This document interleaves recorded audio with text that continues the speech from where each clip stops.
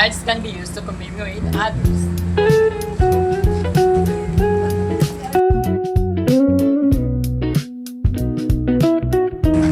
Arts can be used for others to be aware. Arts can be used as a reminder. Honesty is the best policy. Good afternoon, everyone! So we are here at Andres Soriano Memorial Elementary School and we have, ano po pangalan niyo ate? Okay, si ate Ayla Lisette. Faith Mulaga. Si Kyla Faith. Ayla Faith. Kyla? Ayla. Ayla. Ayla. Ayla Faith. Wow, unique ang name. Okay, so ngayon, may mga questions kami regarding sa mga art activities. Kunyari, Valentine's Day, Christmas party, o di kaya Nutrition Month. So yung unang tanong natin, anong art activities yung naalala niyo na sumali kayo? Kunyari, yung Nutrition Month, yung buwan ng wika, mga ganun. Ayla slogan. Saan kayo nag-slogan? Anong activity yung Nutrition Month? Buwan ng wika. Okay, buwan ng wika. Ikaw ate? Yung last year po. Yung slogan. Buwan ng wika. Buwan ng wika din, okay. So, anong activity naman yung na-enjoy niyo talaga? Sa buwan ng wika. Buwan ng wika din. Sa'yo ganun din. Nutrition month. Okay, no Nutrition Month. Okay. So, doon tayo sa Valentine's Day.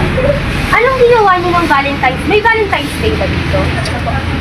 Anong ginawa niyo ng Valentine's Day?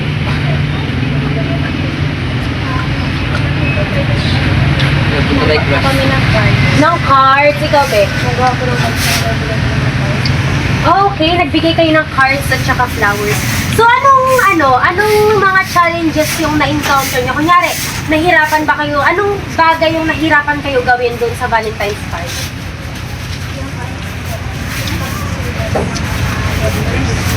Okay. Yung pagsusulat ng message doon sa teacher nyo, okay. So, ano namang part ng Valentine's Day yung na-enjoy nyo talaga? ganyan. Anong activity nyo?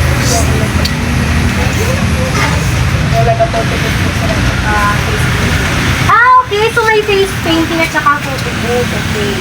Tapos, ngayon naman, kung tatanungin kayo, ano yung gusto nyong idagdag or ibawas sa celebration nyo sa Valentine's? Kunyari, may masasuggest pa kayo na ibang activity sa Valentine's Day, ganun. Wedding book?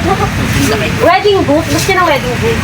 Yes! Hindi, wala sa mga background eh. Para kunyari sa kaibigan. Okay, so next. About naman ito sa Christmas party. Sige. Ano na, nung Christmas party, sumali kayo ng Christmas party? Wala pa po kami. Nakaraang taon. Okay, sumali kayo. So, yung class nyo ba, nagkaroon ba kayo ng mga decorations, mga ganon? Anong mga decorations yun? Anong parte ng pagde-decorate yung nahirapan talaga kayo gawin? Pinapapatapos ko ng mga balik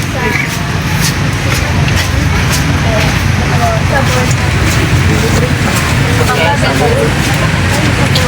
Sa board, doon kayo naghirapan. Ikaw, Ben? Ano po yung mag-art kami ng mga decoration na sa Okay, nagtahi pala sila.